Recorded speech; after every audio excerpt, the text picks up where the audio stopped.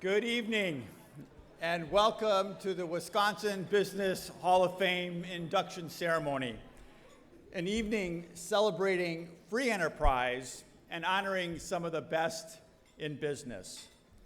On behalf of Junior Achievement of Wisconsin's Board Chair, Troy Crothers, Vice Chair, Susan Frank, and all of our Board of Directors, we are thrilled and I am delighted that you are here to celebrate with us tonight. I know that I am one of the people between you and a very delicious meal, so let's jump right in. But please, as you have already been doing, and continue to enjoy your salads and the bread. As president of Junior Achievement of Wisconsin, I'm really honored every year to induct a class of laureates, and this year is no exception. And I don't know about you, but during the COVID era, the key word was pivot, and I think all of us got tired of the word pivot. And I think now we're getting somewhat tired of this phrase, it's so good to be back together. But isn't it so good to be back together? Well, let me ask then to help you, please help me welcome the class of 2022 laureates. And laureates, please stand as you are introduced. First, Peter Harken.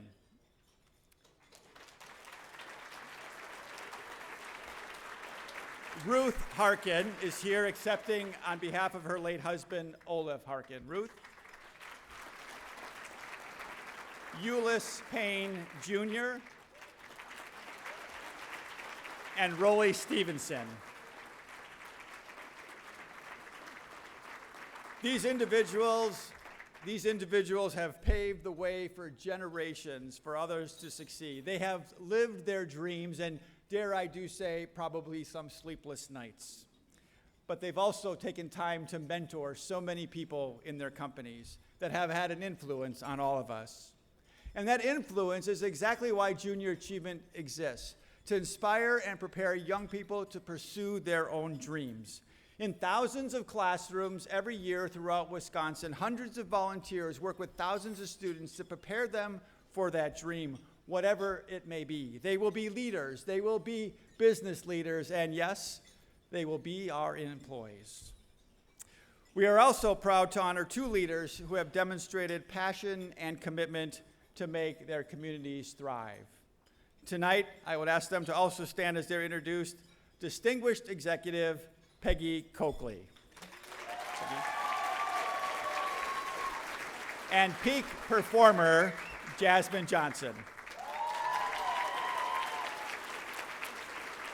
And finally, we honor this year's Young Entrepreneur of the Year, Michael Mounajjed. Michael, will you please stand? I don't know about you, but tonight's honorees are truly inspirational and a role model. We also want to make sure we have an opportunity to extend our thanks to our sponsors tonight, the Milwaukee Journal-Sentinel, FIS, Johnson Financial Group, and our award sponsors, EY and Wells Fargo, as well as many of our vice chairs of the committee, who you will see noted on the screens. And our sincere thanks to each and every one of you for taking time out this week to be with us. Tonight, as we celebrate free enterprise, we must remember that free enterprise is not possible if we don't first have freedom. With Memorial Day celebrated earlier this week, we remember the fallen who kept their promise to fight for freedom and democracy so that we could live in the promise of opportunity, that we could live with the promise of hope, and that we could live with the promise of the path to choose what life journey we want to take. Our time of celebration also feels like it's the right time to pause and to reflect on the many gifts and blessings in our lives, especially in the midst of the anguish of people whose countries are in the midst of war and who others have been seemingly been disgraced by life that seemed less than precious in cities like Buffalo and Uvalde and Chattanooga and Tulsa. These are just to name a few of the places that made unwanted news the last several weeks. We can be grateful for all we have. So please, pause with me and bow your head if you are so inclined to invoke the higher power that speaks most closely to your heart. as we gather this evening to celebrate the successes of 7 individuals. We know, O Creator, Redeemer, and Sustainer, that your hand is in all we have, and all we have done, and all we have yet to do. We ask your continued blessing on all those gathered in this place, and on all those whose lives have intersected with and shaped the lives of our award recipients. We especially remember Ulice Harken and everyone who grieves his loss. We ask that you enrich our time together. Help us to recall those good fortunes that we have, including the meal that many hands have prepared and which we are about to enjoy. In the best of times and in the worst of times, let us remember to be grateful for one another and for the gift of freedom. With a thankful heart, we say amen. At this time, please help me welcome our MC for the evening from Fox 6 News Milwaukee, our JA friend, Nicola Junowitz.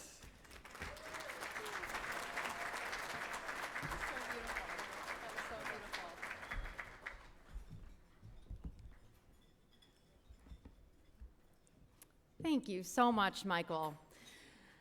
I am so happy to be here with all of you tonight because I just love junior achievement. I was first introduced to this wonderful organization a couple of months ago now at the JA Young Entrepreneur Live event. For those of you who may not know what that is, it's basically like a Shark Tank style competition showcasing startup businesses of Wisconsin students. Actually, you're going to meet the winner of that competition here tonight. If you're like me, sometimes you seek inspiration from things like self-help podcasts, TED Talks, or my most recent favorite, watching commencement speeches on YouTube. Yes, that is something I really do. None of that, though, holds a candle to the inspiration that I felt meeting these kids. These kids who are creating sustainable fashion brands and cryptocurrency hardware from their parents' basements, they're not celebrities just yet. They're not members of Forbes 40 under 40 list just yet. Someday they will be, I am convinced of that. But for now, they're just good Wisconsin kids with great ideas and an excellent work ethic to go along with it. Actually, they are what I imagine to be the former selves of many of you sitting in this very room. Instilling in young people an appreciation for the value of hard work and the joy that comes with making the most out of your God-given talents is what is truly at the heart of Junior Achievements programs. I think, we can all agree, the last few years we have seen schools and classrooms change in ways that previously we couldn't dream of. But still, JA has persevered, reimagining its programs to continue serving students during a time when they really, really needed it the most. Students have also finally had the privilege to return to the JA's Coles Education Center. That's home, of course, to Jim's JA BizTown and the JA Finance Park. I actually had the opportunity to visit this wonderful place recently. And during my visit, I had the pleasure of sharing the anchor desk with a 5th grade student named Gabriella. Oh, there we are right there. I read the news headlines, and Gabby did the weather forecast for this day. This young woman was a natural on camera. And I sincerely hope that she sticks with her passion for meteorology because, honestly, I want Fox 6 to hire her someday. Also at the Biz Town and Finance Park, other than the Fox 6 mini set, as I'll call it, kids get to experience what it means to plan for their future, balance a budget, even run a city. So often as a kid in school, I remember thinking to myself, why am I learning this? When am I ever going to have to use this? I can guarantee to all of you that no kid leaves the Coles Education Center asking themselves that question. We're going to learn more about all of JA's wonderful programs tonight as our evening here continues. But first, I know you're so hungry, so let's take a moment here, a short break, and enjoy our suppers. And while you do, I would like to draw your attention to the beautiful centerpieces at your table. They were made for us by the students at Lumen Elementary.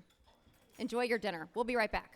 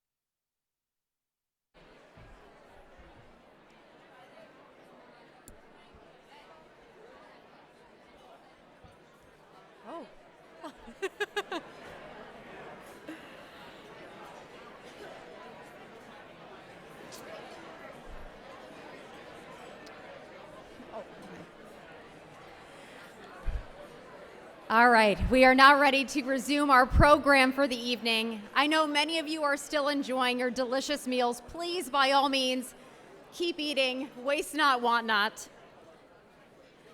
And we will continue. I am pleased now to present tonight's first award. This award is called the Peak Performer Award. It recognizes an individual who has shown business excellence in his or her own field and a real commitment to community. The indicators of peak performance go far beyond numbers or statistics. It is defined by character, ethics, and values. Our award winner tonight has demonstrated that how you deliver on your business mission is every bit as important as what you deliver. Our 2022 peak performer, Jasmine Johnson, embodies characteristics such as loyalty, compassion, and hard work, while delivering at the highest level as Vice President of Sales at iHeartMedia. Jasmine is respected and a true leader in every sense of the word. Let's learn more now about Jasmine.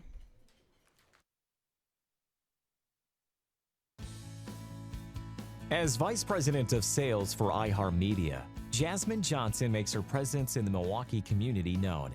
But for Jasmine, it's not just a job, it's a responsibility to making our city a better place that drives her to be more and do more every day.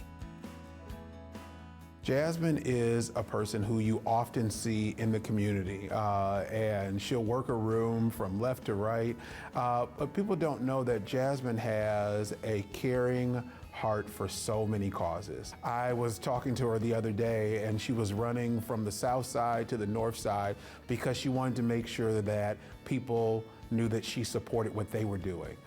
There's something called the power of presence, and Jasmine truly believes in that she wants to be present in places so that not only is it an endorsement from a distance or from a corporate standpoint, but her presence there and her being felt is what's really important to her.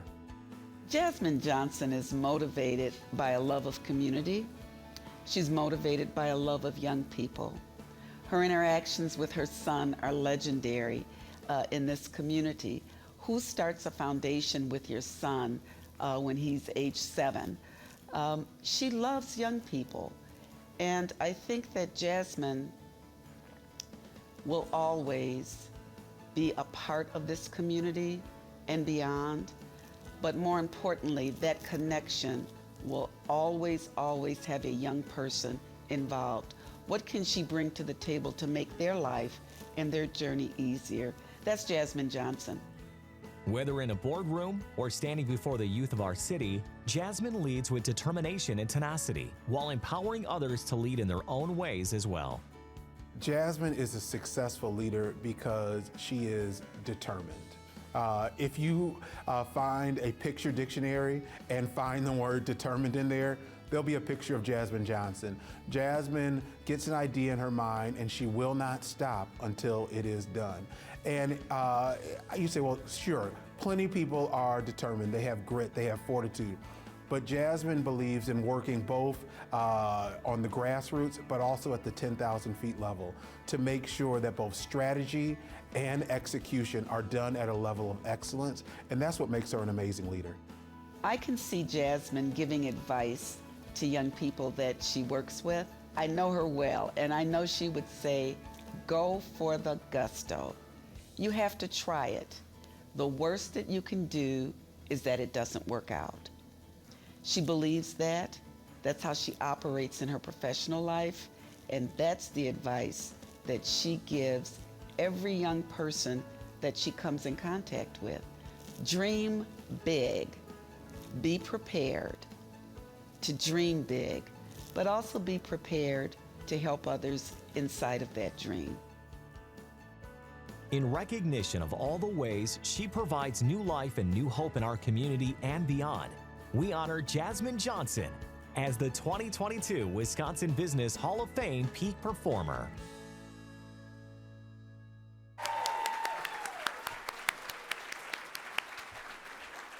please join me in congratulating Jasmine Johnson.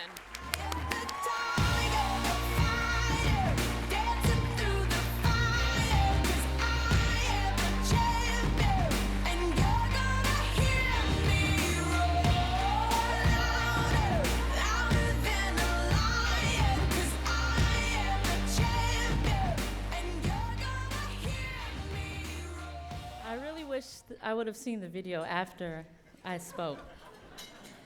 But first, giving honor to God. It is because of Him that I live, move, and have my being. I'm truly nothing without Him.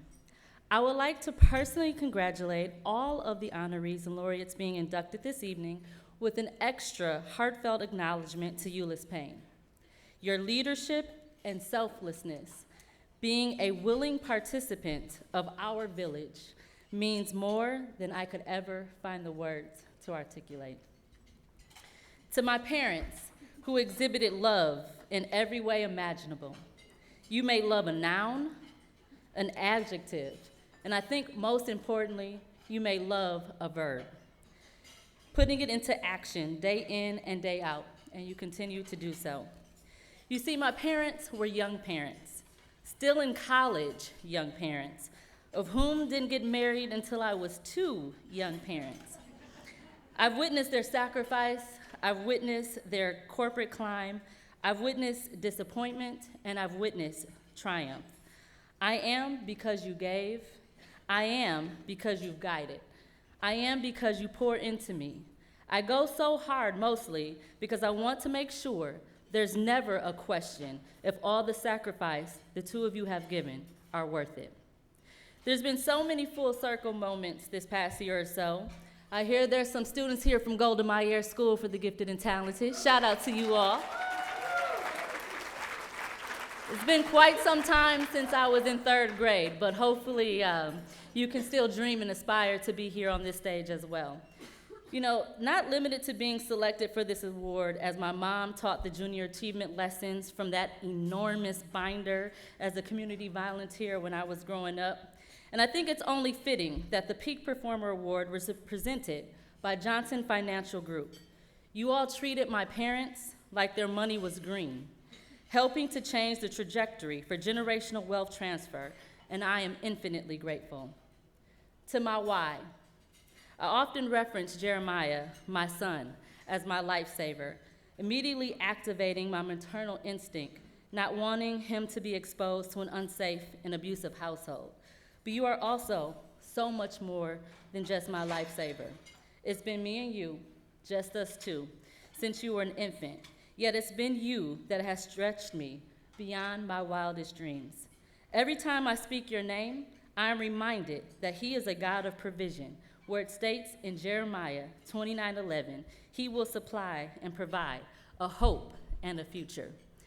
Thank you to the entire village, of whom many are here tonight. Shout out to Cecilia Gore and the Daniels family. For you all have invested, you've opened up doors, rooms you've placed me in, and I say thank you. And for the entire village here and those that are not, this award tonight is just as much as yours as it is mine. I struggle preparing this speech, not because I'm usually at a loss of words, but because the last time I spoke in front of a large crowd, it was actually on my birthday, March 1st, 2020, and 3 weeks later, the world completely shut down. Many of us lost loved ones, robbed from our final goodbyes. Danielle, I think of you and Mrs. Lewis quite often. You know, at this event, my annual tea, I spoke of me needing to ensure that I was in alignment, not to miss the entire assignment by mistakenly using my gifts and talents because they bore fruit. You see, the unique and individual gifts and talents that we each possess are perfect. So of course, when you use what you've been given, it will bear fruit. But I wanted to seek clarity to see if I was using the gifts that He had bestowed upon me for where I was supposed to be. It's easy to do the work to please others, but the real work is the work one does internally. With that said, I'm known to call the question, and I'm known to leave everyone with a call to action. And because my parents told me that I have a voice, and they raised their children with the fabric that to whom much is given, much is expected. This is what I will leave each of you with this evening. Growing up, children are often asked, where do you see yourself? And we also hear that children can't be what they can't see. I believe that is also true in the workplace as well. How can I be when I don't see anyone that looks like me in leadership, nor on executive leadership teams? So my question to each and every one of you is also my call to action. Instead of asking, where do I see myself? I ask you, where do you see me? How often are you interacting throughout your workday, peer to peer, leader to leader, with someone that looks like me? Before COVID and the offices were all open, was the only time you interacted with someone who looked like me when you swiped your badge in at security or were being served in your cafeteria? Seriously, take a moment, ask yourself, when was the last time and or how often do I interact with a leader of color in a decision-making capacity through my workday? There are over 120 CEOs that have signed on to the Region of Choice, committing to promoting African American and Hispanic professionals to manager level or above by 2025. But I challenge the decision makers and the leaders in this room to take it one step further. As you work to meet and hopefully exceed your Region of Choice commitments, I urge you to ensure that the salary is comparable to those of our white peers. On average, Black women will need to work this year until September 21st to catch up to our white counterparts. Last year, Black Women's Equal Pay Day was more than a month earlier, August 3rd, and for Latino women's, it's December 8th, falling behind from October 21st last year, compared to March 15th for many of our white female counterparts. What this means is that Black women must work an additional 264 days to catch up to what white, non-Hispanic men made just in 2021. As we work to making this region of choice for all, where the improvement of the recruitment, retention, and advancement of all talent, we must work towards pay equity, as that is truly part of the solution in closing the wealth gap. Diversify your portfolio. Regardless of your risk tolerance, no one in here has only one type of asset in one place in their investment portfolio. You should diversify your professional and personal portfolio as well. Your squad or your crew should have a Jenny, a Kristen, Mary Lou, and Audra, just as much as should have a Janine, Danielle, John, and Rochelle. A few years ago, I ran into Chris Gardner at a Fellowship Open event. He was leaving as I was entering the building. In passing, and in my quite corny humor, I asked him if he was still pursuing. He stopped and responded asking, "Yes, aren't you?" He continued to say that the pursuit of happiness is a constant motion as one continues to grow and mature. The things that define our happiness grow and mature as well. He ended with saying, we should always be pursuing. He described happiness as a moving target, that it changes as we're in different parts of our lives. But nonetheless, we need to determine what makes us happy and continuously be in pursuit for that. As I bring my remarks to a close, leaders like Eric Conley have been challenging me most recently, asking what makes me happy. While I've struggled to answer, I humbly accept this award as a peak performer, committing to each and every one of you that this peak is just a high point in the course of my development and my relentless pursuit of happiness. Thank you so much.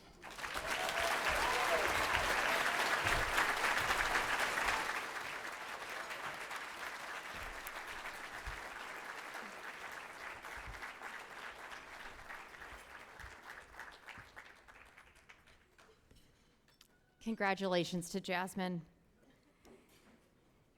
And now, it is time for the Distinguished Executive Award, sponsored by Wells Fargo. Here to present this award, we have Jeff Crespin.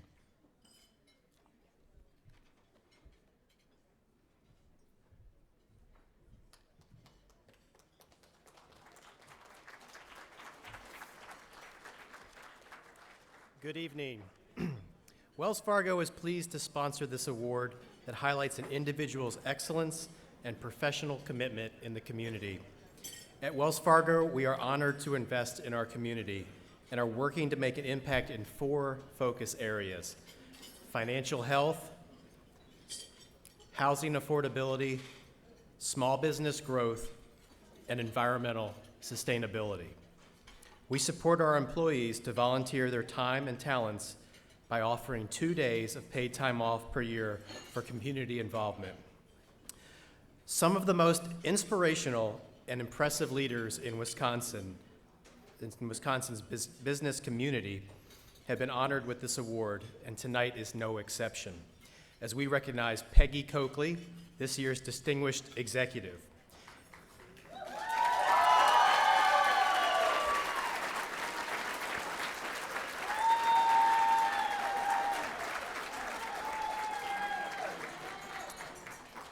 Peggy is a highly respected leader by both those that lead beside her and are led by her. Let's learn more about Peggy. With a business as synonymous with Milwaukee as any other, Peggy Coakley has been making her mark on the family business, Coakley Brothers, for over 35 years. A dynamite leader who leaves an impression on all who cross her path. Peggy lives out a legacy within her business that continues to carry the company forward. Her father had this question that he would ask pretty continuously, and that was, what else can we do for you? And it was a question that was transformative in their business in terms of things that they could do to offer their customers. Started with an idea, service, and the next thing you know, it was a business that was employing people in the community. And over and over, it was Coakley Tech, Data Store, Business Brothers Interiors, it's stadium storage. These are all examples of how Peggy really takes that transformative aspect of her personality and has incorporated the philosophy of her father to build a business that has withstood a lot of competition in the marketplace and really gives back to the community. I met Peggy 20-some years ago, and she was the only female to become part of a very strategic, forward-thinking group of industry experts that had a goal to put together an industry disrupting model. And she's been very strategic and very much a part of us making that successful 20 years later. She's a forward thinker. She's not afraid to take risks, and I think she is a wonderful mentor.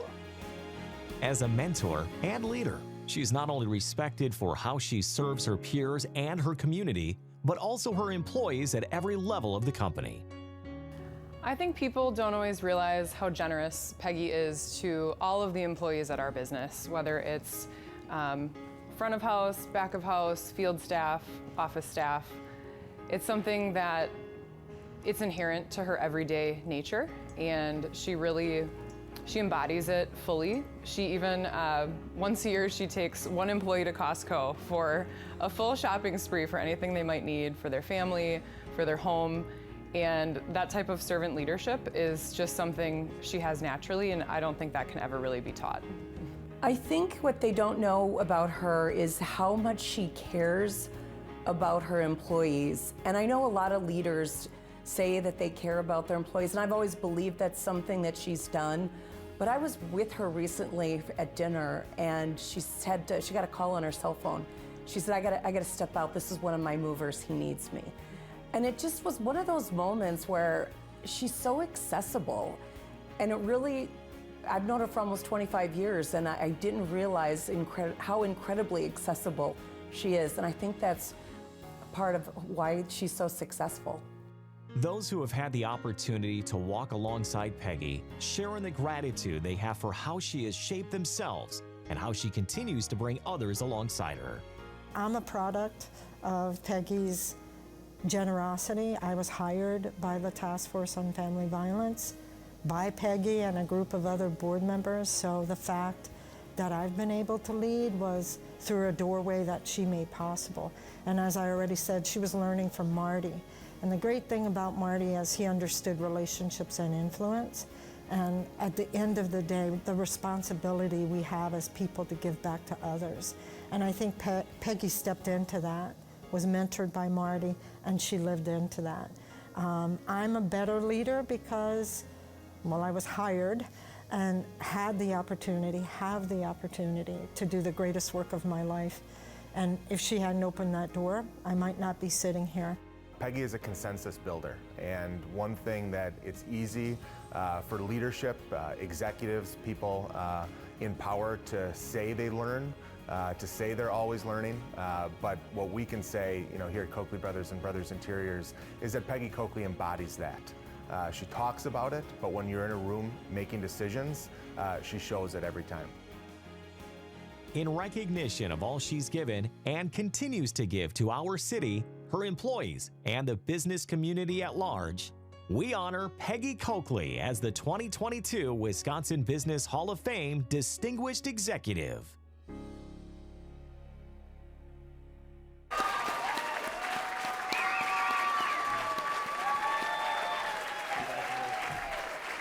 Please join me in congratulating this year's Distinguished Executive Award winner, Peggy Coakley.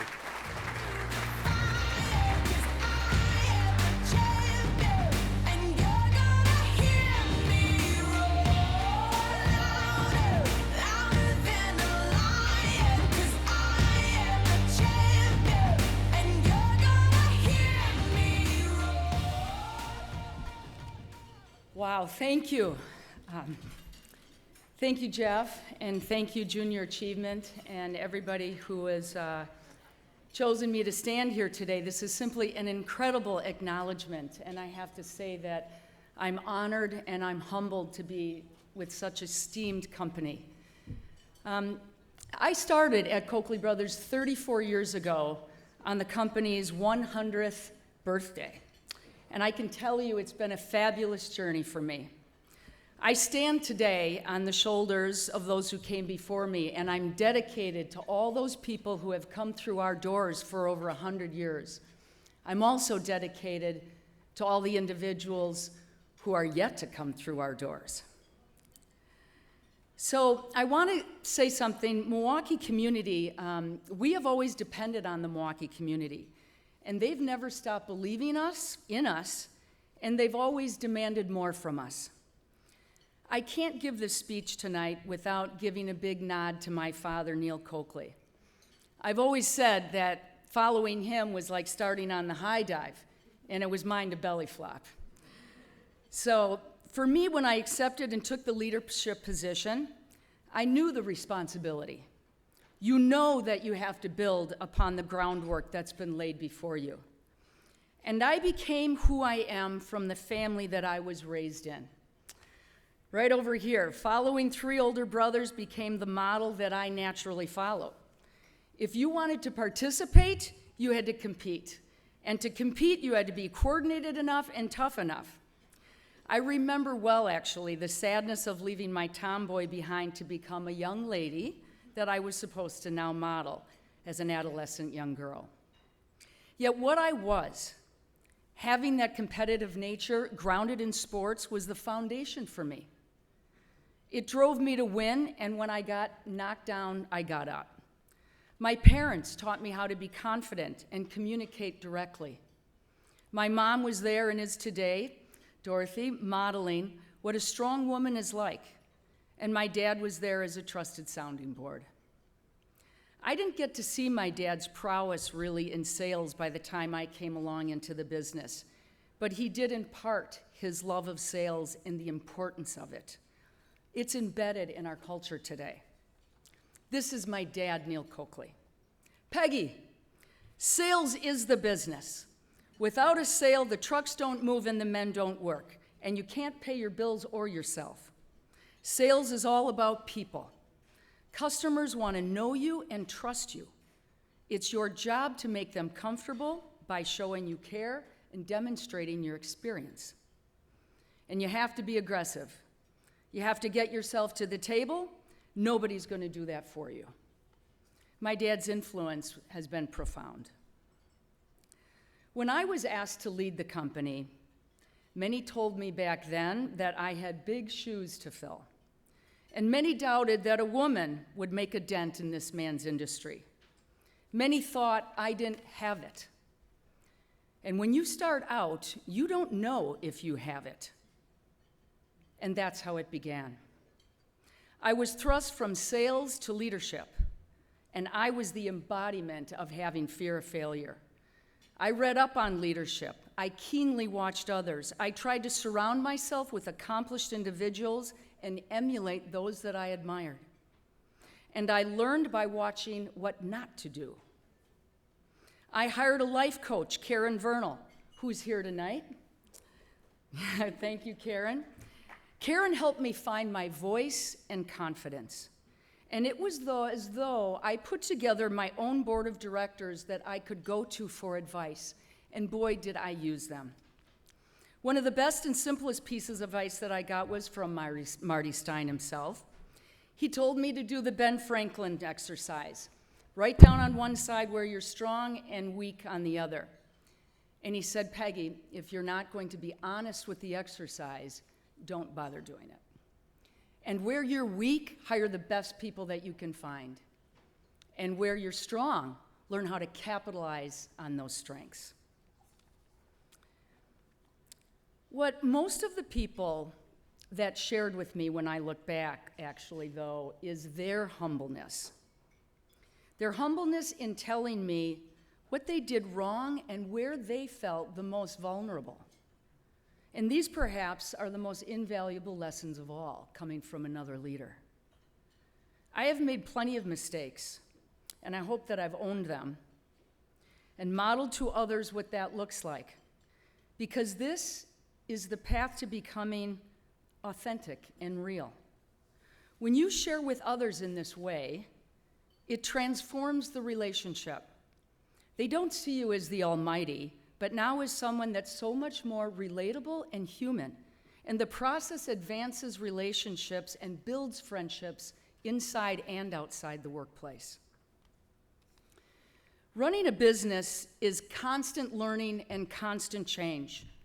They say that 85% of us don't like change, and it's the leader who must be in that 15% and must move the other 85 to follow you up that hill.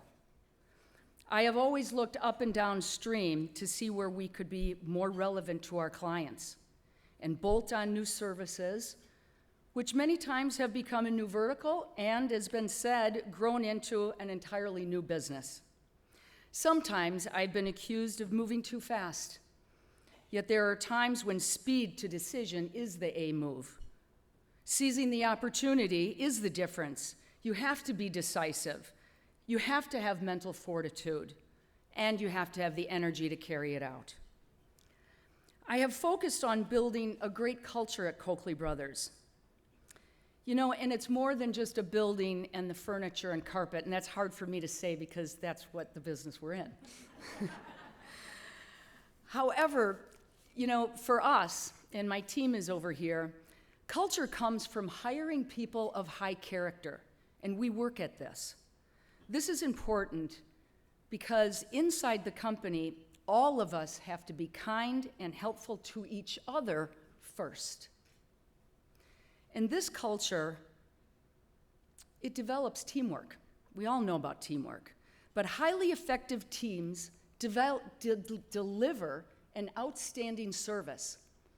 And we know that outstanding service gives our customers and our clients a phenomenal experience. So what we believe at Coakley Brothers is that we're actually in the hospitality business. So I don't know if Greg Marcus is here, but we're learning from you, and we are.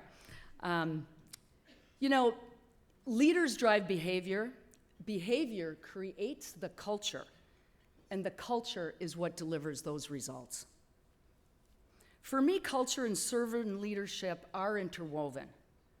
We do look inside our own walls first, and you don't have to look too far to see people struggling.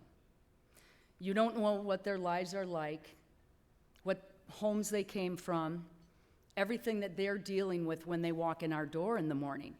And yet we are asking them to in turn walk back out the door and walk into your home your business, hospitals, and schools. And so when we're asking them to do this, they need to engage with that kindness and that positive energy.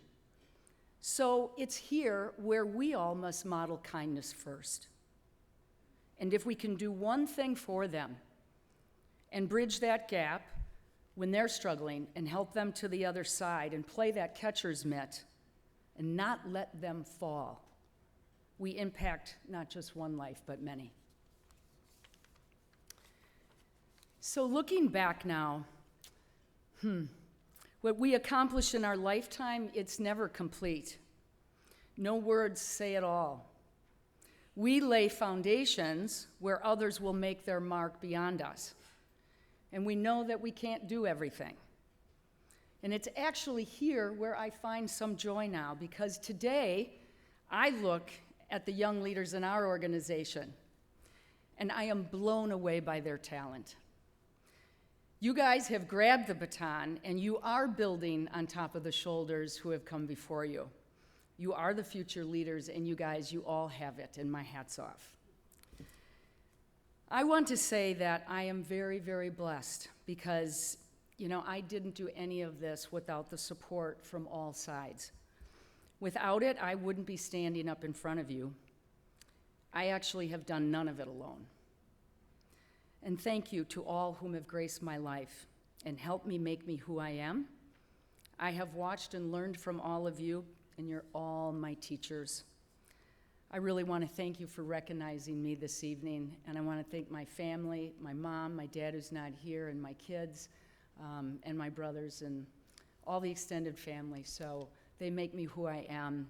And thank you, Junior Achievement, for this acknowledgement. And if anybody would like to make a contribution tonight on their behalf, that would be outstanding.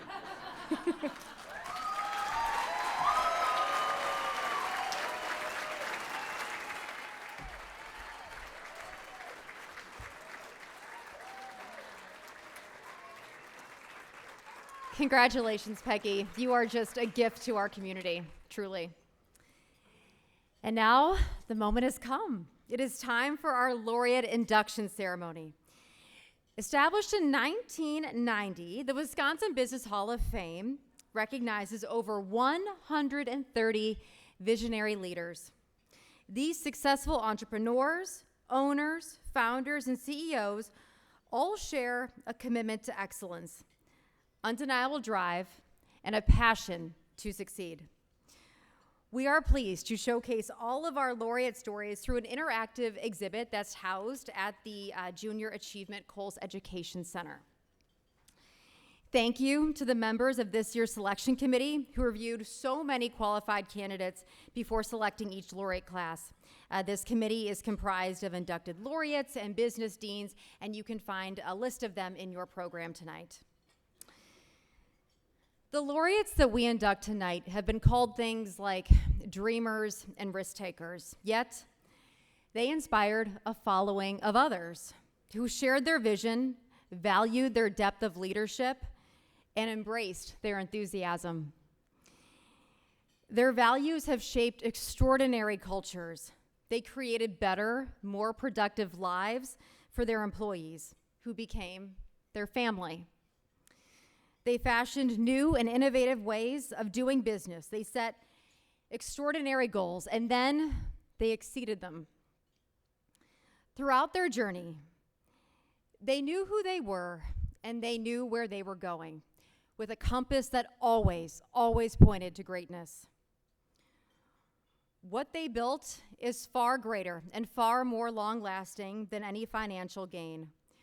They built legacies. They built a better Wisconsin.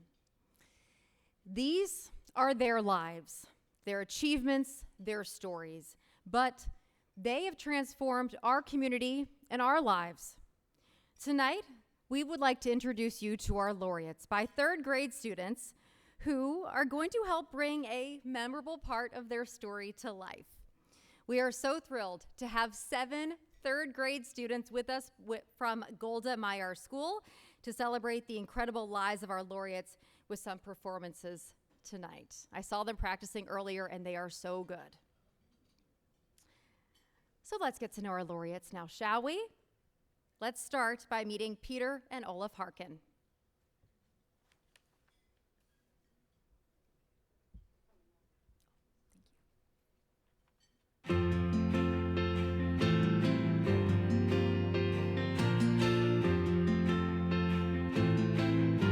Becoming one of the world's leading makers of sailboat and marine hardware and accessories isn't something you just get roped into.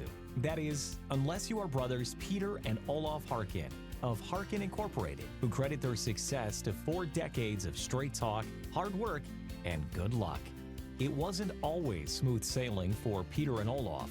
Born in Indonesia to multilingual parents, Ula and Joe, the family was displaced during World War II, taking them to Borneo, New Zealand, Australia, and finally the United States in 1944. Once here, the pair attended college, Peter at the University of Wisconsin-Madison for economics, and Olaf at Georgia Tech for engineering. While they pursued their individual degrees, the two never let their studies interfere with their priorities: swimming, sailing, skiing, whitewater canoeing, and other outdoor sports. To help pay for college, Peter took a job at a medical electronics company. It was there that he would tinker with his own inventions and ultimately discover the plastic ball bearings that would lead him to inventing the industry standard bearing blocks they're known for. By 1967, with the brothers both residing in Wisconsin, the two set up shop building boats at their newly formed Vanguard Boats in Waukesha, Wisconsin. The building was anything but luxurious yachts and sailboats their equipment would be used in. Instead, it had a small front office with a 60-foot garage behind, supplied with doors and sawhorses as desks, an old typewriter, and a plastic polyurethane sheet to separate the offices from the assembly area. That first year, the company made $3,800. But Peter and Olaf had set their sails on a bigger prize. They showed their bearing block prototype to an old friend and founder of Land's End, Gary Comer, who agreed to sell the product and advised the Harken brothers to market their product under a new name. Thus, Harken Incorporated was born. Word traveled fast as competitive sailors won gold at the 1968 Olympics with boats equipped with Harken products. In 1984 and 1992, Harken served as the official equipment supplier at the Olympics. Their signature winch systems have been used in more than 90% of boats competing in the America's Cup since 1995 and are considered the industry standard. Harken's primary manufacturing plants are the Pewaukee headquarters and the Italian office in Limedo, Camasco, Como. Harken sales and service offices in the U.S., France, Japan, Poland, Slovenia, Sweden, Australia, New Zealand, and the United Kingdom. Peter and Olaf are the recipients of the 2008 Ernst & Young Entrepreneur of the Year Award, were inducted to the Sailing World Hall of Fame in 1992, were inducted into the National Sailing Hall of Fame in 2014, and contributed to many Wisconsin community projects, including the Pewaukee Library, the Downtown War Memorial, the Waukesha Symphony Orchestra, and the Community Sailing Center in Milwaukee. Olaf passed in 2019 and is survived by his wife of 47 years, Ruth, 3 daughters, 4 granddaughters, and 1 grandson. In recognition of their ingenuity, drive, and contributions to the sport of sailing, we honor Olaf and Peter Harken and induct them into the Wisconsin Business Hall of Fame. All right, now let's have our students come on up.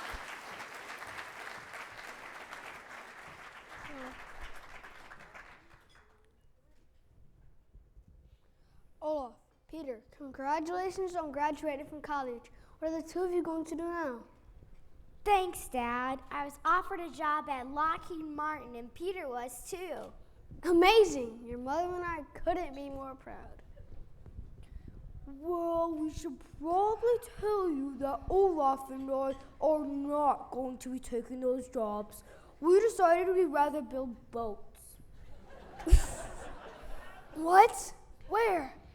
We're going to build the world's fastest, lightest sailing boats for world-class races, and we're going to do it in Wisconsin.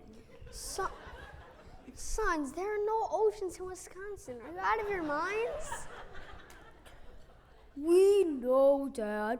Wisconsin has some of the most loyal and hard-working people in the world. These people will become family to us, and together our boats will win Olympic championships for countries around the world. We're chasing our passion, Dad. I think I've raised two of the biggest idiots in the world. Guess we'll have to prove them wrong.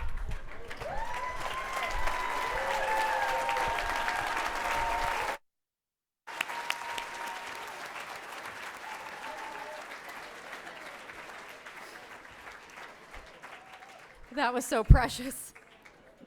I'm laughing so hard I'm almost crying. All right, please join me in welcoming now Peter Harken.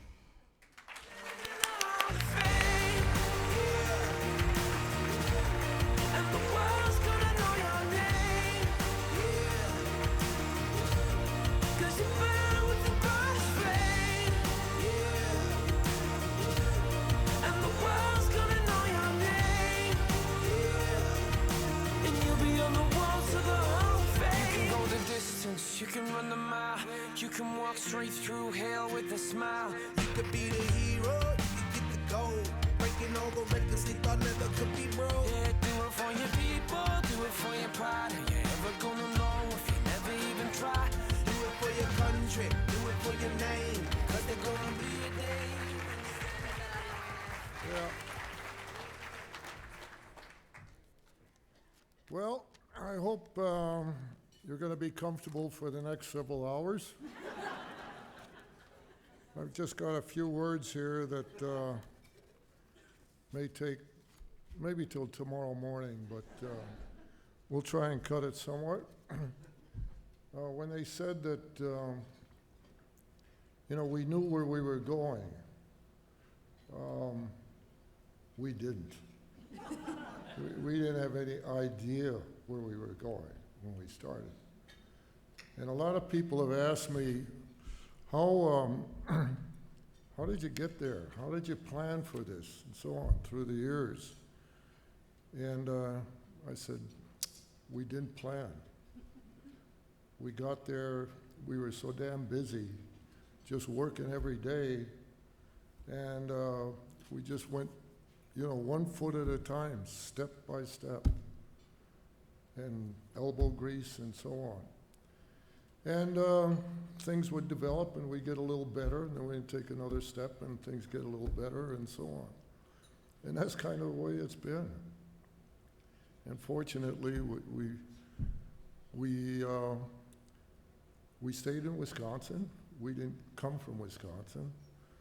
I think you may have read some of the bio. We were born in Indonesia, and then later on, my brother and I and my mother escaped the Japanese, and we hop-skipped through the Pacific and finally ended up in the U.S. on a troop ship and so on. But in the meantime, my father had to fight with a small Dutch army and got captured and spent about almost 5 years in a Japanese prison camp. Anyway, we got reunited in San Francisco in late '46. It took about a year to get us together. And then from there on, we went to Peoria because my dad worked for Caterpillar.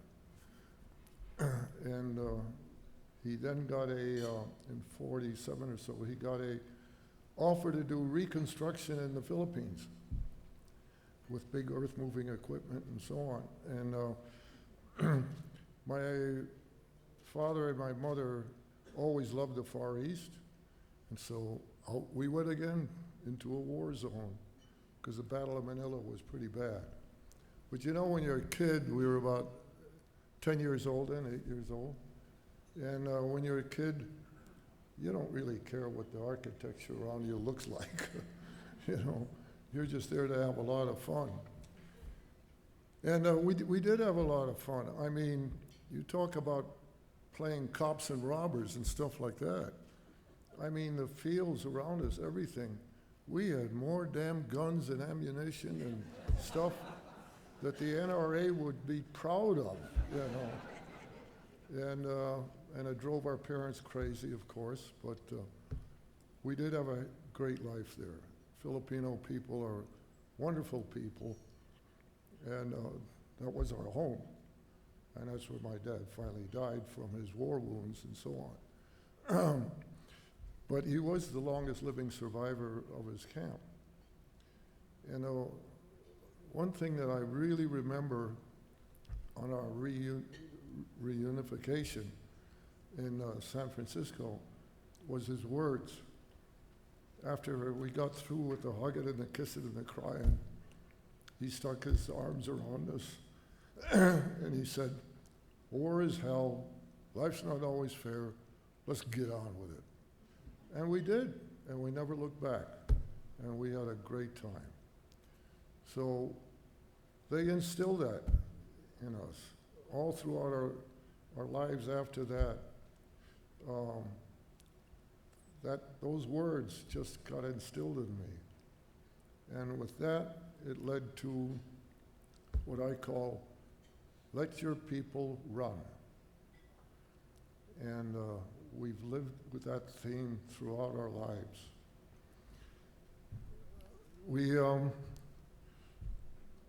We got started at the University of Wisconsin finally. I didn't get there on brains, I got there on swimming ability. That's one great thing I've told our foreign people. One of the best things about an American university is if you don't have a brain in your head, but you're a pretty good athlete, you can get in. And they'll pay you for it too. So yeah, they gave me a scholarship and the whole thing. And I certainly did not earn it with my illustrious academic career, which I'm not sure I spent much of at any time. And my grades sure showed it, I'll tell you that. But that's where I discovered sailing, and my dad was a sailor. And I spent probably most of my life at UW at the University Outing Club called the Hoofers. And that's where I learned how to upkeep sailboats and in every sport. You know, in the Philippines you didn't have snow and all that kind of stuff, so we got involved in ice sailing, skiing, and every other thing that the University of Wisconsin offered, except once in a while I did go to class. And I actually finally graduated after a bunch of years, but most of my time was spent working on sailboats and making gear for them and things like that. And it was a great life, I tell you. The University of Wisconsin, I mean, you can't beat that organization for having a really good time. And if you can get, now, I'm not sure the parents would like this speech for the Junior Achievement Program, but sometimes reality has to come into the game. You know? So if you can resist all the opportunities at the University of Wisconsin that they offer you, besides going to class, you're going to make it anywhere in this world, believe me. And that's exactly what my father said when we were standing on top of Bascom Hill and looking down at it when I was a freshman. And he said the same thing. He looked around, he said, "God, I wish I had gone here." And he said, "Son, I don't think you're going to make it." Yeah.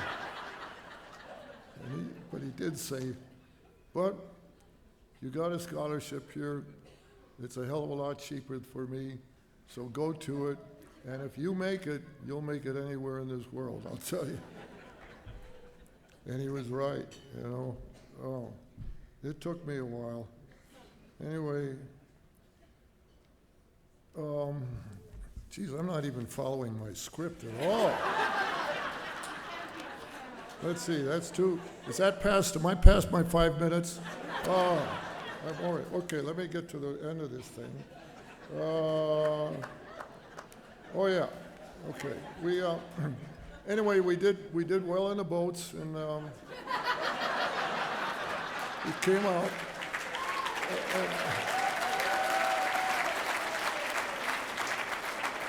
I'm not finished yet because I'm going to take Payne's time. Okay? And and then we got into the marine hardware business with the blocks, and we did really well there. And we dominated in the world. And one of the things that really drove us was that we wanted to be the best at whatever we did, and we wanted to beat the Europeans at their own game. And so we did, and that was kind of fun. But we did get that question, what's a company like yours doing in the middle of a cornfield in Wisconsin with yachting and boats and all that when we should have been on the east and west coast? But they just don't know how many lakes we got around here. But what I want to get onto is this business about let your people run. We did that throughout our whole time. And we let the Olympic competitors, we let customers and everything come into our shop, work on their boats and so on. And that's how we actually improved. And yeah, it was like a madhouse in there because we allowed everybody could bring their dogs also to our company. And we do have about 10, 15 dogs in the place every day. And, but then we changed. During the big recession of 2008, we got hit really hard. I mean, we were struggling like mad. But thankfully, we had some fantastic employees. Everybody sacrificed financially, and we survived. But what happened then is we decided we had to get into another business, and we can't go through this again. We got to diversify. And what can we do that we're good at out in the industrial world? We're good at making things light. So we transitioned into the rescue business. And in the rescue business, the guys, who carry carabiners and all kinds of rescue equipment, ropes and so on, working at heights, they got to carry it. The human beings got to carry it. So we got pretty good at that. We made a lot of equipment that was very light, and these guys wore, and now the business is going crazy. The guys that we work with are firemen and all kinds of mountain climbers and et cetera. They're all very fit guys, but they don't like administrative work or doing any of that kind of stuff. So we did that, but then we got together with them, and now we got a whole company with acquisitions that is really roaring in this industrial business. But did it have anything to do with me? No. It's our younger management team. They're here, and a couple of them are here. And now what we finally did is we sold it, the company, to our employees through an ESOP. And it's running fantastic. The company's growing like hell, and they're doing an unbelievable job. Why? Because they're a lot smarter than I am, and they've really done an amazing job. So that part of the company is going great. But again, how did that happen? We let them run. The whole company culture was, let your people run. And it's really worked. But I do want to introduce Ruth, who's Olaf's wife. And we have two others here that were partners in the business, Art Mitchell and Charlie Miller, but unfortunately they passed away. But Nancy Mitchell and Carol are here, and would you please stand up for a minute? Yeah. Here they are.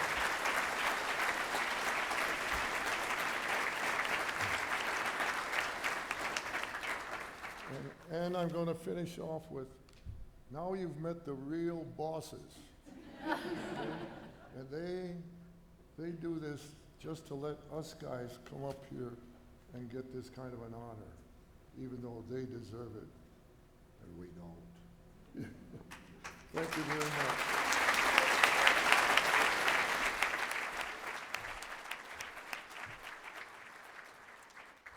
Congratulations to Peter Harken. I quite enjoyed that. I could have listened to you all night. And also, of course, thank you to Ruth Harken as well for joining him to help accept that award.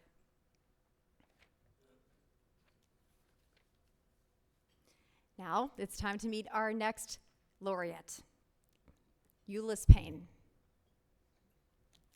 Come on up, kids.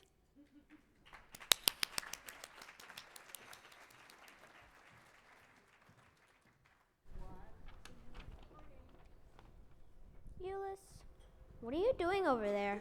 Oh, just reading the newspaper. The newspaper? Why is that? Just something I've made a habit to do every day. Maybe that's why you have the most brilliant math brain of anyone I know. By the way, you sure are looking fancy fine today. Are those French cufflinks? They are. Oh, Ulice, you certainly dress to impress. What's one thing you've learned from reading that newspaper every day? Well, to be excellent in business, you need to meet the needs of the people, and no one is smarter than the market. Ulice, I really don't know if that's true. Impossible, Lena. Ulice, it's you.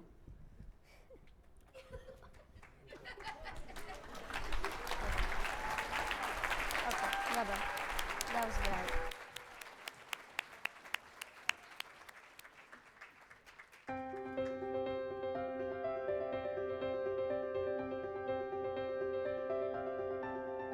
Being the first to do something is not unfamiliar territory for Ulice Payne Jr.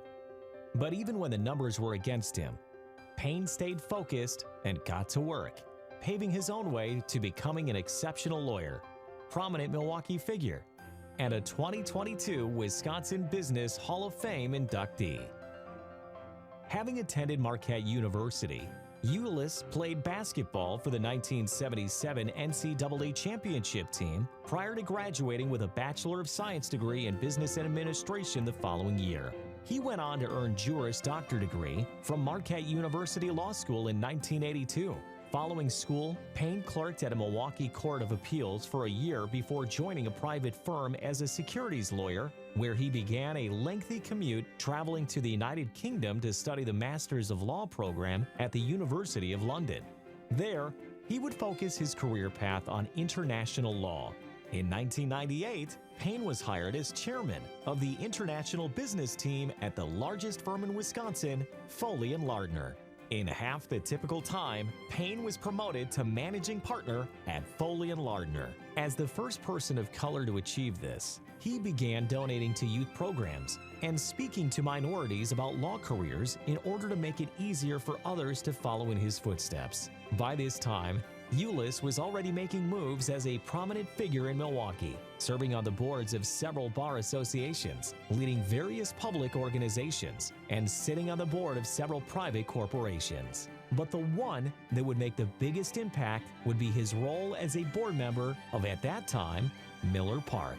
The numbers weren't good, and neither was the climate. Payne inherited a losing record, dwindling revenue, dejected players, and detached fans when he took the role as the Brewers' CEO in 2002, throwing him into the business of sports and making him the first African-American to head a Major League Baseball franchise. His goal wasn't just to turn the Brewers around. He also set out to increase minority representation in the office suites of Major League sports. In all, he took the job to help the city in any way he could. His honest approach, willingness to make changes, and manage by fact helped Payne tackle these problems like a CEO. In the short year and a half he was with the Brewers, Ulice negotiated a new labor agreement, implemented a new revenue sharing plan, aggressively marketed Miller Park to non-baseball events, and changed the fate of the baseball team and its fans alike. In 2004, Payne received an honorary Doctor of Law degree from Marion College of Fond du Lac, Wisconsin, and founded the law firm Addison Clifton.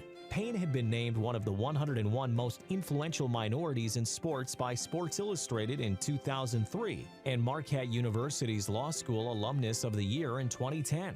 He has also been active in public, civic, business, and charitable organizations in the Milwaukee community by serving on the board of directors for a number of organizations, including, but not limited to, National Multiple Sclerosis Society Wisconsin Chapter, YMCA of Metropolitan Milwaukee, Bradley Center Sports, and Entertainment Corporation, and Children's Hospital of Wisconsin.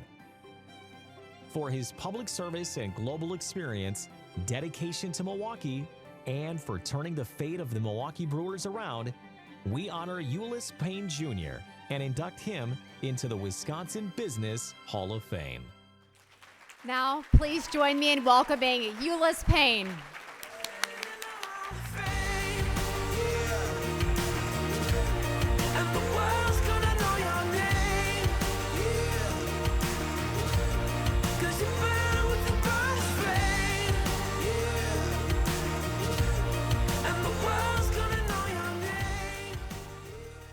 Thank you. That was good. I forgot. You know, my friends call me OG-UP, so I'm at that stage in my life where I do forget a lot of that, but thank you, Nicola, for the introduction. So I want to thank the Creator for giving me the health and strength and blessing me with opportunity. I also want to thank the Wisconsin Business Hall of Fame and Junior Achievement for this honor. I'm truly humbled and honored to get it.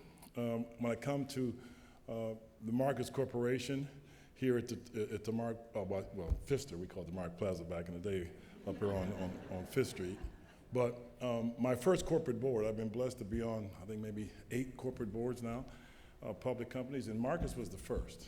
And that was probably 1996. And Ben Marcus was alive. Now, Ben Marcus was a theater operator in Ripon, Wisconsin. And he used to tell us about how big the margins were on popcorn. And but he taught me, again, that's what's important, right? It's understanding the nature of the business and what drives your business. And he helped me understand the opportunities I would have as a young entrepreneur. Also, I'd like to thank me and my family, my wife Carmela and my children, Ulice III, and we call him UP3, and Amber. Amber followed me. She was a Harvard lawyer working in New York, and UP is a 4-year starter in football at St. Thomas University up in Twin Cities. He's now a fitness trainer, and so I love them all. I also want to thank my business colleagues and teammates because, you know, we can't do it alone. And besides the boards I sat on, which were really a blessing, from Midwest Airlines to Journal Communications, Northwestern Mutual, you know, these are world-class companies. And world-class companies are run by world-class people. So I really was getting paid to go to school. When I go to the meetings and I learn from the people around the table to deal with challenges and how to inspire me to be a good entrepreneur. My practice of law. One good thing about lawyers are always the butt of jokes, right? But as John Dams, a friend of mine, a long time here, they can't do without us. So that's why we bill you like we do.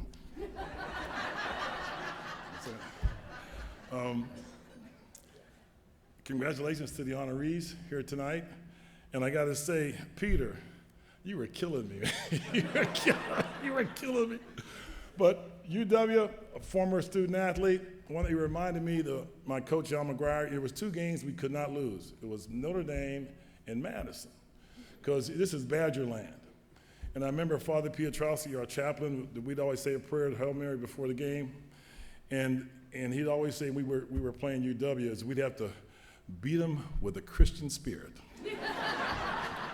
And we never lost. And we went to school. I mean, Peter, you were killing me. You were killing me. But thank you. But I'd like to call out, again, just a shout out to a friend of mine who I met in law school the first year in 1979. And one thing about life, as I've learned, most things don't go as planned. And those things that have the greatest impact on you often are things that you had nothing to do with, right? Like where you were born, the genetics of your parents and what you were born with. And so for me, in 1979, after I got cut by the Pistons, I worked for MGIC. They had a municipal bond subsidiary. And then about 10 months later, I started law school. And I just happened to meet a guy in law school, our first year, and ended up studying with him in a study group, he ended up being like the top, ranked number 2 or 3 in our class. So I really cheated off him to get through school. But he became my personal lawyer and a longtime friend, and he's here tonight, so I got to recognize him. Jerry Janzer from Reinhardt. Jerry, you here? Come on, Jerry, stand up, man. Come on, let me embarrass you. but it shows you, right? And I met his parents, he met mine. I know his wife and kids, he knows mine. But Jerry enabled me to do a lot of things, including when the Brewers thing, we were splitting up, he handled that.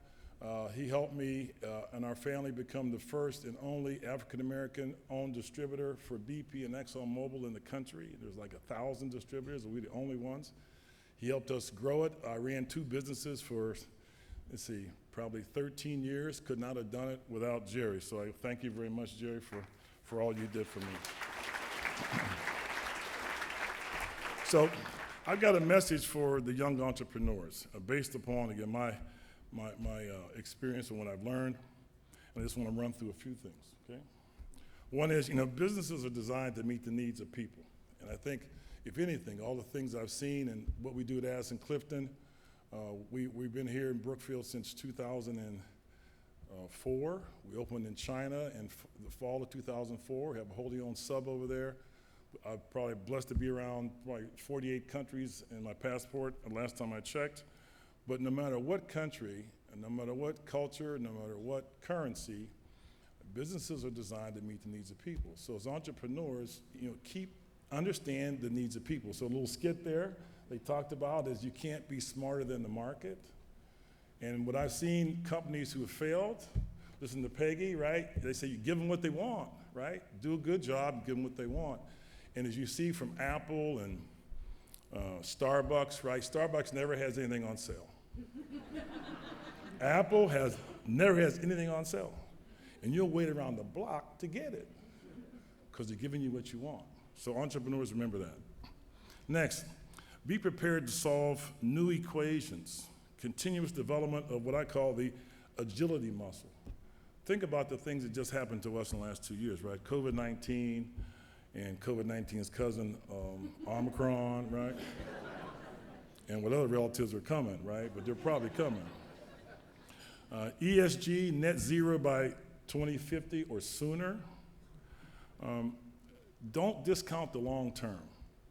Because of these things happen to us, oftentimes we kind of get excited, shiny objects, heart beats faster, you make decisions on the short term. I just encourage you to focus on the long term. Also, sleep with one eye open. I got good at sleeping with one eye open, right? Think about the change that's happening right now. Electronic vehicle ecosystem, stored energy, right? 10 years ago, we didn't talk about it. And I just read today that in the journal that Buick is going to have an all-electric fleet in 2030, all-electric fleet. So also, creation and expansion of the metaverse, Web 3. You guys hip to Web 3? If you're not, you should be. Because Web 3 basically it's taking the physical and the virtual and putting it together. They often call it the metaverse. It's for real. I'm on the board of Foot Locker, right? We're a $9 billion business. We're in 30 countries, 3,400 doors. We're the biggest buyer and reseller of Nike, right? Probably 55% of their revenue globally comes through us. Well, you can buy Nike shoes that are virtual. You can't put them on, but you can own them. Seriously, Gucci, check it out. So you don't know the metaverse? Learn about the metaverse. They call it Web 3.0 or Web 3. Next, the virtual evolution of health and wellness, right? We are living longer. Science and technology and innovation are allowing that to happen. But there's a coalescence. We're seeing this now about people not going back to work. I thank the Lord for my colleagues at Manpower Group, and we employ millions of people a day around the world. But it's hard to find people who want to work and want to work the way you want them to work. They're thinking about their wellness. They're thinking about their health. They're not just thinking about their pocket. So again, an understanding about, how do you meet the needs of those people? How do you meet the needs of those businesses to serve those people? And the last thing I would say is remember that prayer still works. Thank you very much.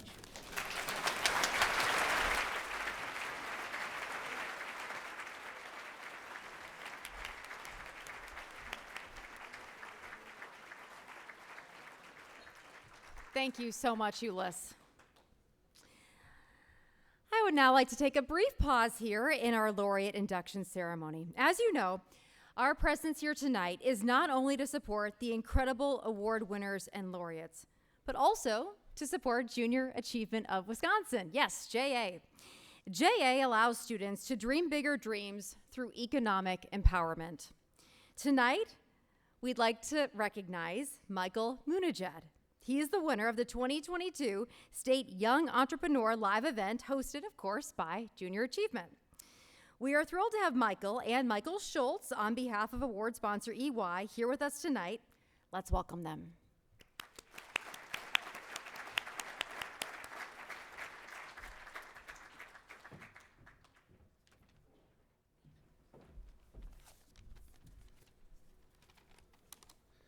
Thank you very much. Good evening to everyone here. My name is Michael Schultz. I'd like to echo Nicola's comments earlier this evening when she started out tonight, and some of her remarks around the young entrepreneurs, of which Michael is one tonight that we're going to honor. We clearly all have a lot to look forward to with individuals like Michael that will be running this country someday. So we're very pleased at Ernst & Young to announce that and be a supporter of this initiative. Secondly, my only coaching to Michael before I had a chance to get up here tonight to him was, as you venture out and become infinitely successful, just don't forget your moral anchor and your Midwest roots, because it will serve you well as you venture into this trepidous world that we live in today. EY is proud to support the Young Entrepreneur of the Year Award. EY has its own Entrepreneur of the Year program, which is a global program that originated here in Milwaukee, Wisconsin. We're also pleased to recognize that tonight we have two of our laureate winners who are also EOI award winners. As a leader in tax, audit, consulting, mergers and acquisitions, EY are believers in entrepreneurs. We at EY are especially proud to honor another Wisconsin entrepreneur tonight, Michael, and let's learn a little bit more about your business tonight. Please roll the video. We're going to be honest. We likely don't have the time to exactly explain Michael Mounajjed's success story. I think I could talk about this for hours, and I have been for like a lot of my friends, I'll be honest. But trust us, what this 17-year-old from Middleton has accomplished is mind-blowing. Yes, it was a really long process. I'll be honest. I initially started in middle school. To understand what he's doing, you'd have to comprehend a world which most people know very little about. Deciding to launch his very own business, diving headfirst into the world of cryptocurrency.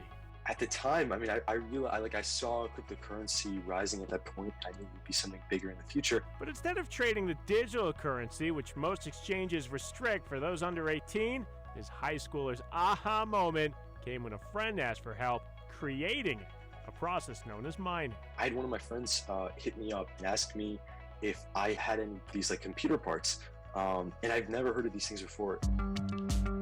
His company, Calcius Mining Co., was born. So if somebody asks me what I do, I sell the equipment and I also give consultancy advice on cryptocurrency mining. If you need more info, just don't ask his parents. I totally don't understand what he is doing. His mom and dad made their son sit down with an accountant and a lawyer to make sure the business was legit in this emerging financial world. You'll understand when you hear his profits. I've hit about $600,000 within these last year and a half. Hopefully I'll be able to hit $1 million in revenue by the time I'm a senior. It looks I'll be able to do that, but we'll see what happens. Wait, can you say that number again? I just want to make sure I heard you correctly. $1 million by 18. I think it's really possible. As you lift your jaw from the floor, maybe this all shouldn't have come as a surprise. Mounajjed's currently taking 6 AP classes, worked managing companies when he was in the 9th grade, learned computer code to launch his website from scratch, and created his own nonprofit, linking high schoolers with companies that provide paid internships. He's made his parents proud. Yes, it's mind-blowing to us too. We are blessed with 2 very bright and unique kids. In all that success, he's dug up a new title, Junior Achievement Young Entrepreneur Live finalist. Ben Handelman, Fox 6 News. Come on up, Michael. Peter, he's going to school and doing quite well. And Ulice, I'm doubling down on your comments. You talk about the metaverse, cryptocurrency is the real deal. EY is inspired by and excited to support entrepreneurs like Michael. We hope one day you will be an EY laureate and will induct you into the EY Hall of Fame.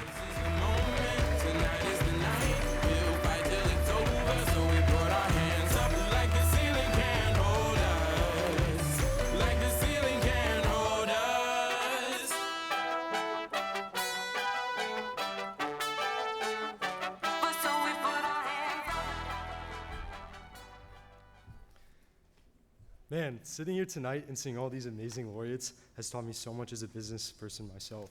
Before I started my speech, I wanted to say that that the people here walked so I could run as a business person, and I really appreciate that. I've seen how much dedication you put in, and I know I have some big shoes to fill. So thank you, Mr. Schultz, and I'm honored to be awarded the Wisconsin Young Entrepreneur of the Year title. In just 4 short months, it's already changed my life. When I was in 5th grade, I was introduced to JA for the first time. A volunteer taught in my classroom, and this was one of the first times I began to think about what I could do and what I could make as a person myself, instead of just working for someone else's business. So in that 5th grade classroom, a seed was planted. And several years later, that seed began to grow when I first learned about validation services and began to form my first business. For the longest time, I kept it a secret from my friends. I hid my phone. I told people I had homework so I could drop off packages, and I made my sister drive me countless places just so I could, because I didn't have a license at the time. I would lock myself in my room just to study spreadsheets. And so when I was reintroduced to JA and became more involved in the young entrepreneurship competition, I was introduced to people like me, students interested in building their own businesses. The relationships with my YE peers and JA mentors have transformed my life. My mentors, Mr. Stone and Mr. Manna, are here tonight, and I really want to thank you. Round of applause to them, guys. Thank you.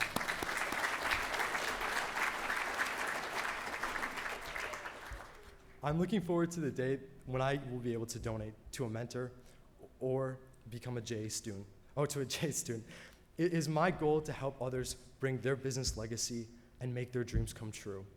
I hope to give a scholarship one day to be another young entrepreneur, like you all have given me. But first, I have to go to college. Until then, I hope you will continue to invest in other Wisconsin students like me by making a personal gift today. We are out here and ready to do big things, and your generosity is making a real difference in this world. I promise I will do the same one day and pay it forward. Thank you very much.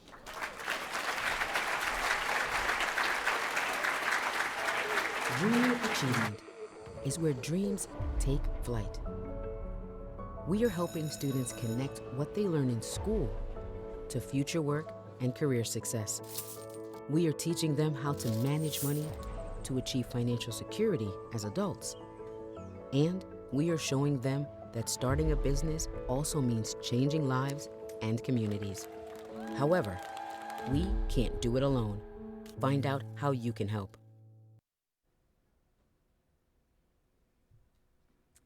All right. I don't know about you guys, but when I first met Michael, I was thinking a little bit about what I did in high school. Let's just say it looked a lot different, Okay, so now I would love it if you could pull out your programs for tonight, and I'm going to direct your attention now to this. This is your pledge card. On it, you have no less than 3 ways to invest in our Wisconsin students. You can scan the QR code, like you do at the restaurants nowadays, or you can text to give to make an immediate donation. You can also fill out the card as well and make a pledge to donate, and then JA, of course, will follow up with you in the future. All of that information is right here on your pledge form. Please remember, no gift is too small, and for that matter, no gift is too big either. Once completed, you can place your pledge cards underneath your table centerpiece, and then JA staff will collect them for you at the end of the night, at the conclusion of this event. I'm going to give you a few minutes now to complete your pledge, so please do so. We certainly hope you do.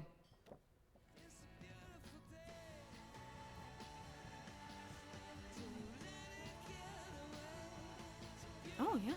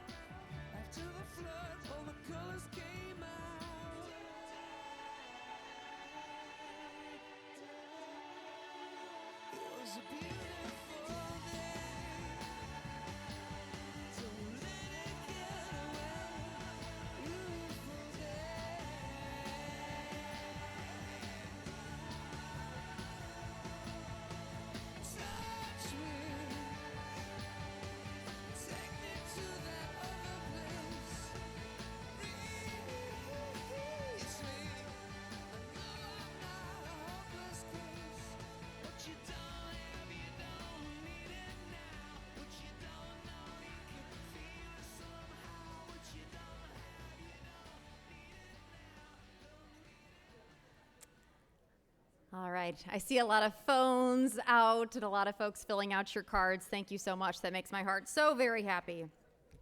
And remember, you are helping young, bright students like we're seeing here tonight with your donation. It really means so much to them and to us, of course. All right, let's now continue with tonight's program and meet our final laureate. Please welcome, or let's welcome our Golden My Ear students, I should say, excuse me, to introduce us to Rollie Stephenson.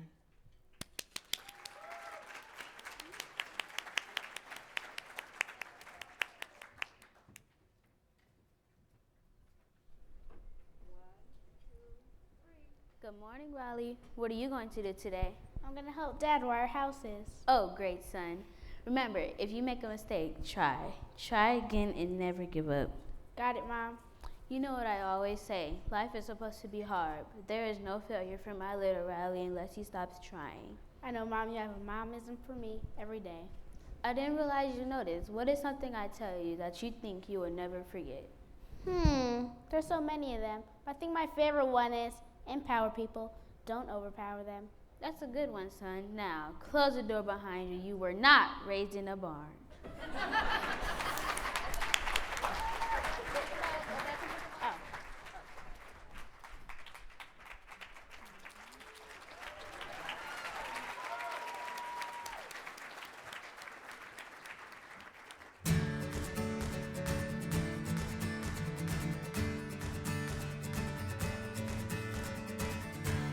You could say Roland, known as Rollie Stephenson, was born to run a leading electrical planning, engineering, design, and installation contracting business.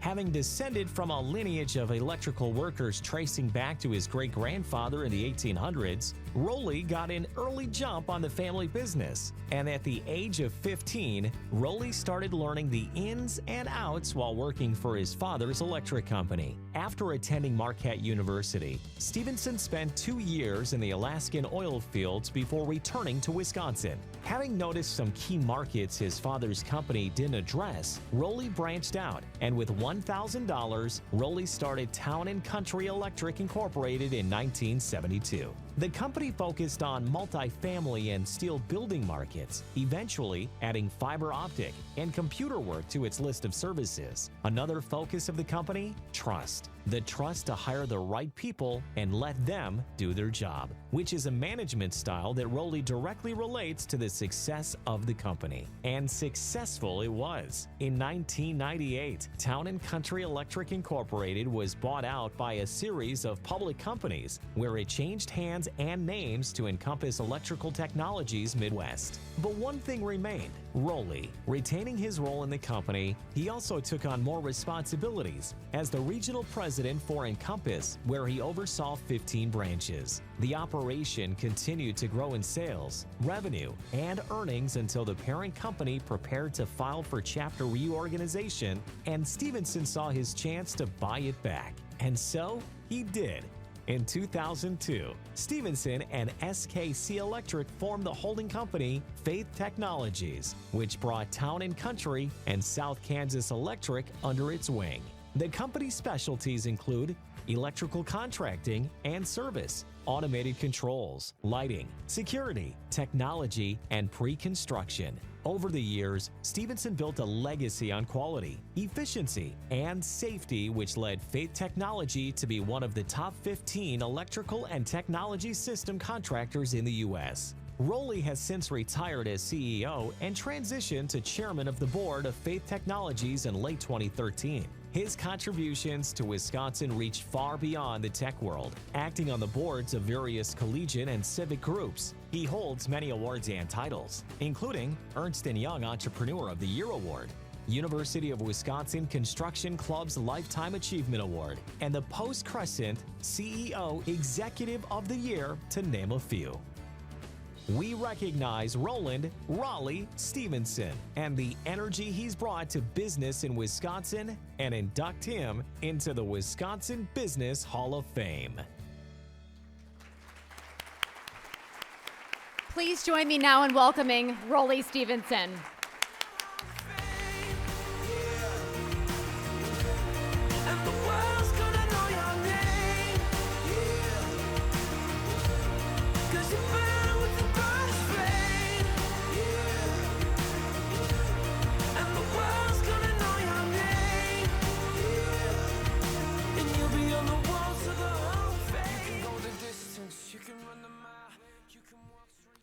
Well, I could say a lot of things. I'm not a professional speaker, let alone a conversationalist. So there's some very good speeches tonight. And Ulice, thank you for winning that championship for Marquette. That was pretty darn cool for us older guys. And Peter, thank you for some very good comments there. I mean, just a lot of good stuff. And I made a few notes. This isn't going to be too long. One neat thing is when I was down in Naples, Florida, when they called me on this award, and I thought, geez, one more award, that's all I need. You know, I thought, do I really have to, you know? And then, I mean, that's really what I said. And I shouldn't have, but I did. And then my daughters called me, my daughter at Indianapolis, she says, well, guess what? She said, your granddaughter, Kaya, and I always say it wrong. I say Kia, it's Kaya. It's a New Zealand. Her husband's from New Zealand. And by the way, they just won the Indianapolis 500 championship because he's team manager for Chip Ganassi. She was going to Biztown as a sales lady.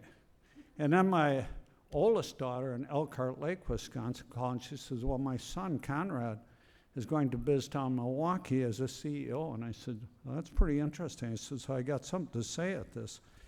And I'm kind of a optimistic skeptic, I'd say. And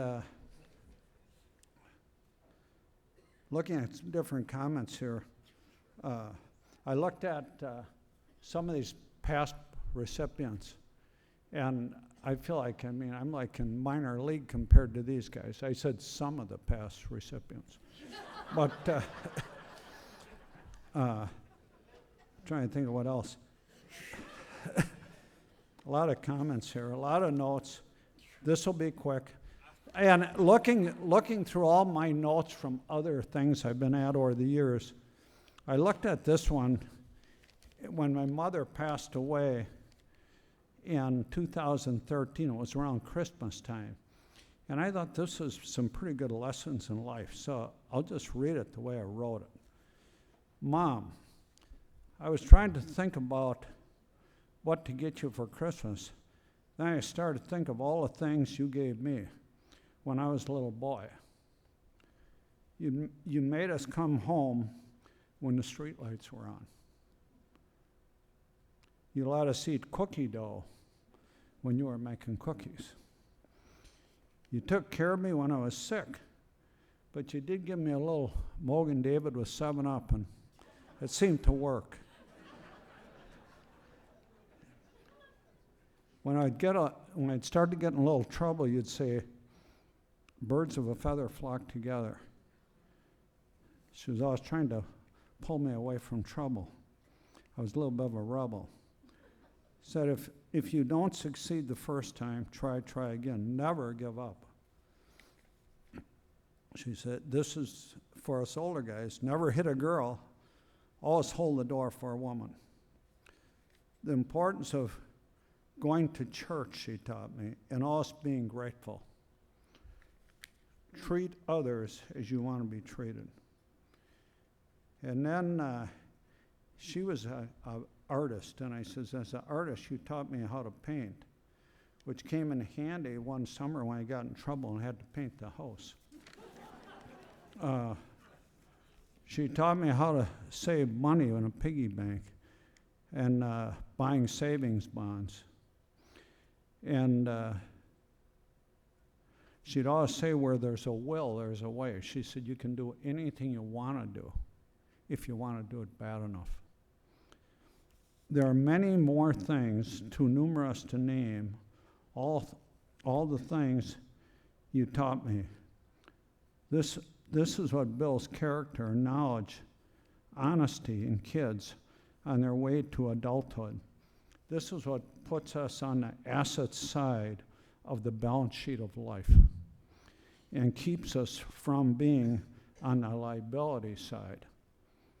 This is what many kids in this country need today and are lacking. This is why I love you, Mom. I could never find a gift great enough to pay you back. Thank you for all. Merry Christmas. And then I did put a note on the bottom here. She also was very good at teaching us how to have good parties and good time. And then my wife of 50 years tried to continue to develop me. And that's, someone else said about your spouse. Well, anyway, she worked hard at it, and I guess it worked out after 50 years. And I guess both our parents were married over 60 years, so we're kind of boring. Some last comments here.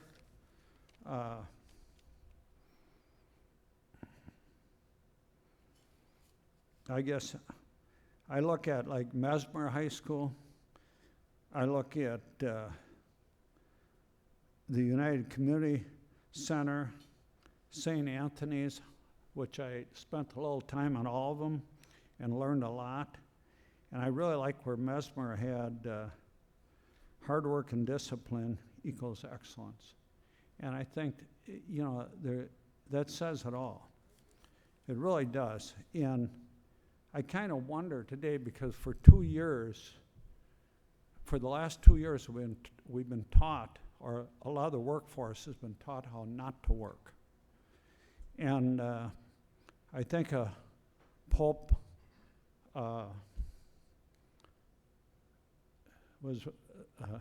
Pope John Paul II. He had an encyclical on the sanctity of work, and it was very good. You should read it sometime. And I can't say enough about it. There's nothing I appreciate more than seeing something that someone created with their hands, even though it might be through a machine or whatever. And there's nothing better, I think, than seeing something totally completed that someone's built with their hands. And I do believe in empowering people over overpowering them. And when you empower people and you do it right, which is giving them more of the power, and you heard several people talk about that tonight, they go beyond your wildest dreams. And you may have never thought that, because the person seems so ordinary, but you give them an opportunity to take the power, and it's unbelievable what they can do. We just need a few more fixers and finger pointers. And I would say, turn off the news a little more, shut down your social media a little more, and get out and see some friends and help some young people. Thank you.